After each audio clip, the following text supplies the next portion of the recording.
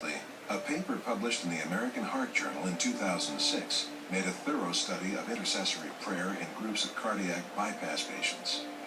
The authors concluded that intercessory prayer was medically ineffective. Esther Sternberg, medical researcher and author of The Balance Within, reviewed the study.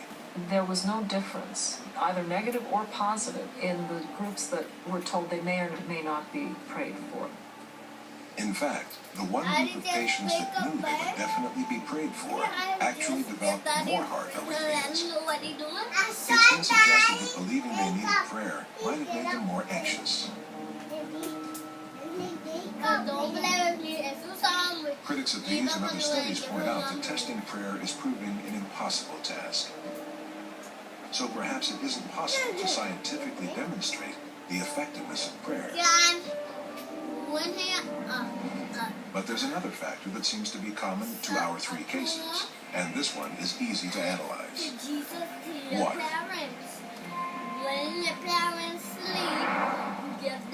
The Washington Suburban Sanitation Commission is one of the 10 largest water and wastewater utilities in the U.S.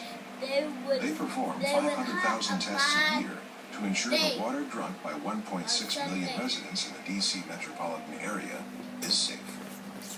We asked technicians to run tests on water from Lourdes, the Reverend Jenkins Crusade, and the Blessed Water from Apagiania, Brazil. They tested for bacteria and chemicals, or any other anomaly. And what they found was nothing more than ordinary H2O. All the samples were safe to drink. None had unusually high pH levels or inordinate amounts of iron or zinc. In fact, they were completely unremarkable. It's really no surprise that the water looks ordinary, as Jacques Ferrier, Bishop of Lourdes, reminds us. A lot of analyses have been done to this water that did not demonstrate anything extraordinary in the chemical composition. When Bernadette was asked about these healings, she would always reply that it was not the water acting like a kind of medicine, but it was the faith and the prayers bound into a sign. So if there's nothing curative in the water, what about the passion flower? The Casas Pharmacy dispenses capsules of 200 milligrams of Passiflora alata, one of 400 varieties of passion flower. It is known as a sedative, and in small doses may have a calming effect, but it is not a miracle drug. Faith seems to be the miracle drug medicine can't furnish, and people are willing to pay for that. Those searching for physical and spiritual healing help finance the 2,500 radio and TV evangelists in the U.S. in a multi-billion-dollar-a-year operation. And with that kind of money involved, there's a serious danger of exploitation.